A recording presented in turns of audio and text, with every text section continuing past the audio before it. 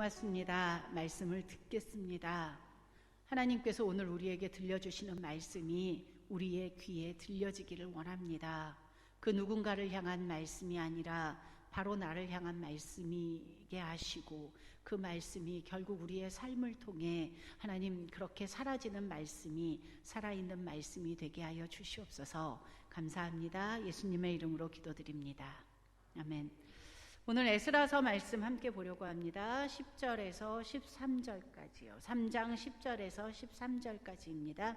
저와 여러분이 한 절씩 교독하도록 하겠습니다. 제가 먼저 봅니다. 건축자가 여호와의 성전에 기초를 놓을 때에 제사장들은 예복을 입고 나팔을 들고 아삽 자손 레위 사람들은 제금을 들고 서서 이스라엘 왕 다윗의 규례대로 여호와를 찬송하되,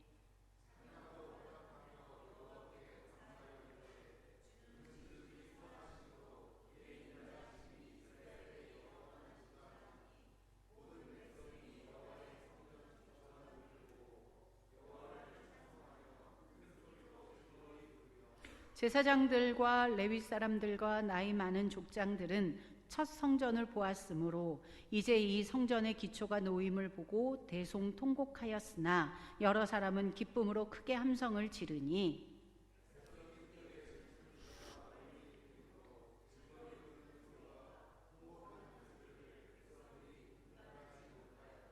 아멘. 10월의 중반이 넘어갔어요. 이제 2달 남았습니다. 여러분, 2020년 1월을 시작하며 새롭게 다이어리를 정리하며 어떤 계획들을 하셨어요? 실로 많은 계획들을 하였지요. 얼마만큼 이루셨는지요? 내가 올해는 성경 일독을 하리라. 내가 올해는 새벽 예배를 꼭 나가리라. 내가 올해는 무엇을 하리라. 이렇게 약속하고 결심하고 지켜지지 못하는 것을 우리는 작심삼일이라고 합니다. 아무리 굳게 먹은 마음이라도 사흘을 넘기지 못한다라는 말이지요. 그런데 이 작심삼일을 어떻게 극복할 수 있을까요? 누군가 얘기하더라고요. 간단하다. 3일마다 다시 작심하면 된다. 그냥 작심삼일을 한 100번 좀 넘게 하다 보면 1년 간다. 오늘부터 다시 무엇인가 결심하시기 바랍니다. 우리에게는 이 다시의 기회가 은혜입니다. 예레미야 31장 4절에서 하나님은 우리에게 다시의 은혜를 말씀하셨어요. 우리 한 목소리로 같이 한번 읽도록 하겠습니다. 같이 읽습니다. 처녀 이스라엘아, 내가 다시 너를 세우리니 내가 세움을 입을 것이요, 내가 다시 소고를 들고 즐거워하는 자들과 함께 춤추며 나오리라. 이전에 다시 세워진다는 것은 이전에 세워짐을 당했던 때가 있었어. 근데 지금은 아니야. 넌 지금 안 세워져 있고 무너져 있어. 라는 과거의 그런 상황과 현재의 모습을 다 보여주는 거예요. 이 다시라는 단어는. 그런데 하나님은 지금 그들에게 다시의 은혜를 허락하시겠다고 말씀하시는 거예요. 오늘 우리는 바로 이 다시의 은혜 가운데 다시 출발점에 선 이스라엘 백성들을 살펴보고자 합니다. 이스라엘 백성들에게 성전은 그냥 생명과도 같은 것이지요. 삶의 중심이고요. 하나님께서 함께 하신다라는 그러한 그 상징이기도 합니다. 이들에게 3개의 성전이 있었어요. 예루살렘 3대 성전이라고 하는데 제일 첫 번째는 우리가 알고 있는 것처럼 솔로몬 성전입니다. 다윗이 모든 것을 다 준비하였지만 하나님께서 결국 솔로몬을 통해 성전을 7년 동안 짓게 하셨죠. 그리고 이 성전은 BC 587년에 바벨론에 의해 멸망당할 때에 파괴되었습니다.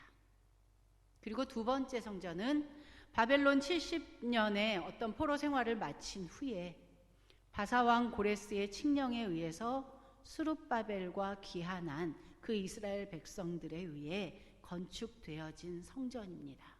그래서 지도자의 이름을 따라서 스룹바벨 성전이라고 해요. 이 성전 역시 BC 63년에 로마 장군 폼페이우스에 의해 파괴됩니다. 마지막 세 번째 성전은 헤롯 성전이라고 해요. 헤롯 왕이 정치적인 목적에 의해서 개축을 시작하죠. 건축이라기보다는 개축인데요. 기간도 오래 걸렸고요. 세 성전 중에 가장 화려하다고까지 이야기합니다. 그러나 이 성전 역시 무너졌습니다. 오늘 우리가 함께 읽은 본문 에스라서는요, 바로 이 두 번째 성전 스룹바벨 성전의 기공식 장면이에요. 바사왕 고레스가 즉위하자마자 조서를 내립니다. 칙령을 발표하죠. 그 내용은 이렇습니다. 이스라엘의 하나님은 참 신이시다. 그 하나님이 나를 왕으로 세우셨고 나에게 명령하셨다. 그러니 그 명령에 따라 너희 중에 무릇 그 백성된 자는 다 유다 예루살렘으로 올라가서 거기 있는 여호와의 전을 건축하라 라는 조서를 내렸고요. 너희는 이제 70년 만에 돌아가서 너희들의 성전을 건축해도 돼 라는 사실상의 허락이었습니다. 그래서 스룹바벨과 함께 이스라엘 백성들이 귀환했어요. 예루살렘으로 귀환해서 먼저 하나님 앞에 제사를 드리고 그리고 그러면서 약 1년 동안 건축 준비를 합니다. 재료도 준비하고 사람도 구하고 그리고 드디어 성전 건축을 시작합니다. 모진 고통 후에, 모진 그 고난의 시간 후에 이들은 다시 출발점에 선 것입니다. 오늘 이들이 선 그 다시 선 출발점에서 우리는 두 가지를 살펴보고자 하는데요. 첫 번째는 다시 선 출발점에는 감사와 회개의 감격이 있었습니다. 성전의 기초가 놓이는 순간 제사장들과 레위인들이 악기를 가지고 하나님을 찬양하지요. 그러니 그것에 화답하여 거기에 모인 모든 백성들이 성전의 기초가 다시 놓이는 기쁨으로 큰 소리로 하나님을 찬양합니다. 기쁨의 찬양 소리, 환호하는 소리가 들려요. 그런데 그 소리만 그 현장에 있지 않았습니다. 또 다른 소리가 있었는데 노인들이 부르짖는 통곡의 소리였어요. 노인들은 솔로몬의 첫 성전을 보았기 때문에 통곡하는 소리를 냈다고 합니다. 왜 그랬을까요? 어쩌면 솔로몬의 성전을 기억하고 있었기 때문에 이전에 가졌던 그 영광에 비해 우리는 너무 초라하게 시작하는구나 라는 그 작고 초라함에 대한 그러한 눈물이었을지 모릅니다. 또 어쩌면 70년 고생했던 그 순간들이 주마등처럼 흘러갔었을 것이고요. 그래서 자신들이 겪어왔던 그 서러움이었을 수도 있습니다. 또 어쩌면 우리가 바벨론 포로로 잡혀오고 이 모진 고생을 하고 예루살렘 성전은 파괴되고 이 모든 것들이 다 우리의 죄 때문이야 라는 회개의 통곡이었을 수도 있습니다. 본문 13절은 이렇게 말합니다. 이와 같이 사람들의 요란한 소리가 멀리까지 들렸는데 우는 소리인지 기뻐서 외치는 소리인지 분간할 수 없었다. 멀리까지 들리는 그 소리에는 기뻐서 좋아서 환호하는 소리도 있었고요. 그것과 섞여서 이런저런 이유로 통곡하는 소리도 섞여 있었습니다.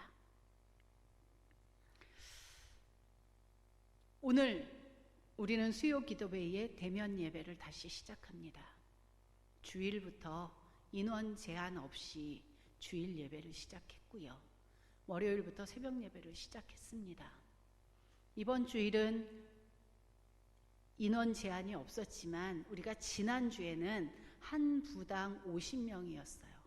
너무 속상한, 한 분이라도 더 예배를 오시면 기뻐하고 감사하고 그래야 할 텐데 사실 지난주에 50명씩 모일 때는 아이고 50명 넘으면 어떻게 하지? 너무 많이 넘으면 안 되지 라는 생각을 하면서 참 서글퍼졌어요. 많이 오시는 걸 바라고 기다리고 그래야 되는데 많이 오실까 봐 또 한편으로는 걱정하는 우리의 이런 참 복잡한 감정들이 있었습니다. 어쨌든 우리는 이제 수요 기도회까지 되면 예배를 시작합니다. 회복되고 있다는, 점차로 예배가 회복되고 있다는 기쁨과 감사의 표현이든, 아니면 아직도 교회에서 마음껏 예배하지 못하고 교제하지 못하는 것에 대한 안타까움이든, 아니면 수십 년 우리에게 예배할 수 있는 은혜를 주셨는데 그것에 대해 감사하지 못했던 것에 대한 회개이든, 어떤 형태이든 감격의 표현이 있기를 원합니다. 우리가 무덤덤하거나 무관심하지 않기를 원합니다. 이제 다시 시작된 예배가 날마다 귀하고 감격스럽기를 원합니다. 어쩌면 오늘 수요기도회를 오는 여러분들의 마음은 참 설렜을 거예요. 아, 우리가 다시 모여 수요기도회를 시작하는구나. 그런데 얼마 지나지 않아 우리는 곧 무덤덤해지고 무관심해지고 때로는 귀찮게 여겨질지도 모르겠습니다. 그러지 않았으면 좋겠습니다.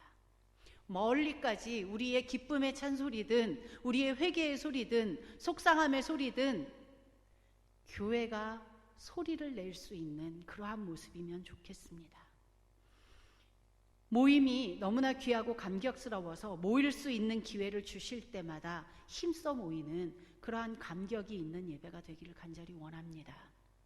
두 번째는요, 감격으로 끝나지 않았습니다. 감격 이후에는 말씀에 대한 회복이 있었습니다. 3장은 성전 기초가 놓이는 것에 대한 감격으로 마무리 지어져요. 그런데 바로 이어서 에스라서 4장부터 6장까지는 성전 재건을 방해하는 세력들이 있었고, 그로 인해서 오랜 기간 성전 건축이 멈추어졌고, 학개와 스가랴 선지자의 그러한 종용으로 다시 성전 건축이 시작되었고, 그래서 우여곡절 끝에 성전 재건이 완공되고 봉헌식을 드리고 유월절을 지키는 것으로 6절이 끝납니다. 3장은 성전 기초가 놓이는 그 감격이었지만 6장은 시작의 감격과는 다른 완성의 감격이 있었어요. 기쁨이 있었습니다. 그러나 에스라서가 거기에서 멈추지 않습니다. 7장부터 이어지는 7장은 에스라와 함께 2차 귀환이 이루어졌다라는 것을 기록합니다. 성경은 에스라가 모세의 율법에 익숙한 학자라고 그렇게 소개합니다. 모세의 율법에 익숙한 학자인 그 에스라가 백성들과 함께 바벨론 귀환을 합니다. 그것이 2차 귀환인데요. 에스라가 예루살렘으로 가는 것은 이스라엘 백성들이 말씀의 회복을 이루는 것을 돕고자 함입니다. 이스라엘 백성들이 하나님 말씀 앞에 다시 한번 확고히 서도록 돕기 위함이었습니다. 에스라는 아론의 16대 손이었고요. 그리고 아까도 말씀드린 것처럼 율법에 익숙한 학자였습니다. 그렇게 말씀을 잘 아는 사람인데 그는 다시 한번 예루살렘으로 돌아오면서 결심합니다. 그는 이렇게 결심합니다. 우리가 한번 같이 읽도록 합니다.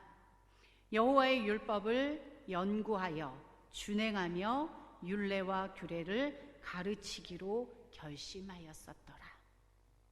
내가 원래부터 율법에 익숙한 사람이고 잘 알지만 내가 다시 한번 새로운 마음으로 연구할 것이다. 그리고 그것을 내 삶을 통해 행동으로 보여줄 것이다.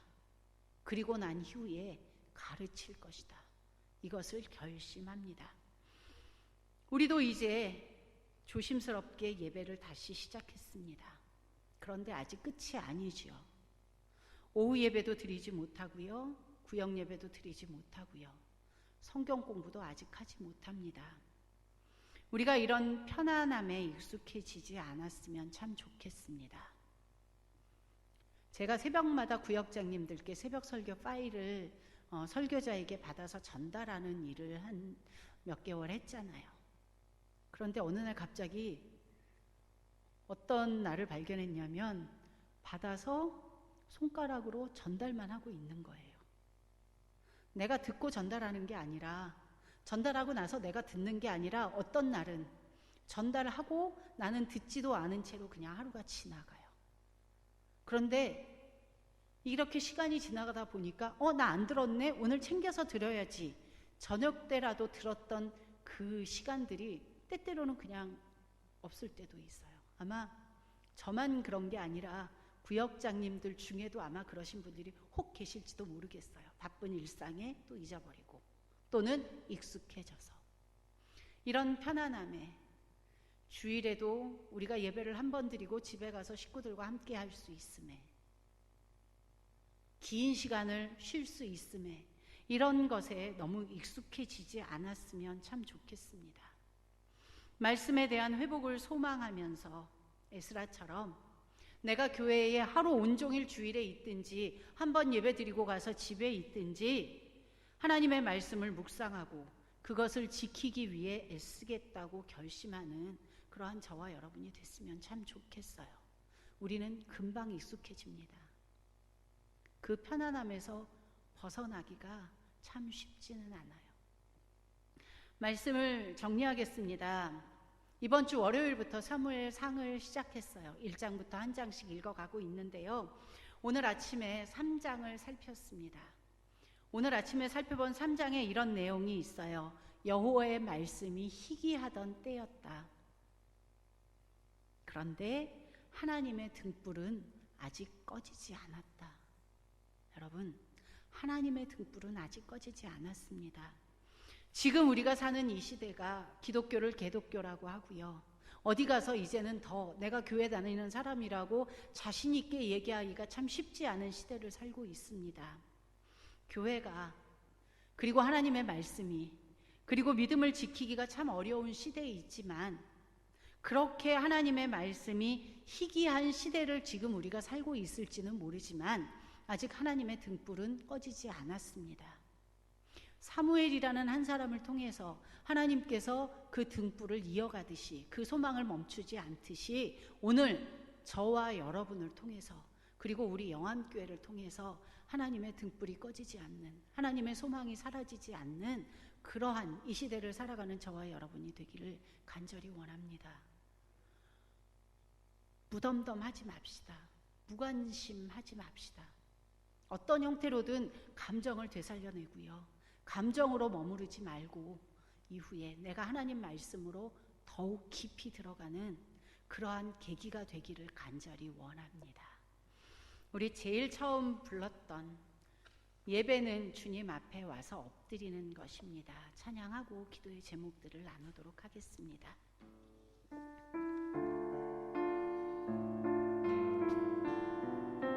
기쁨 됩니다.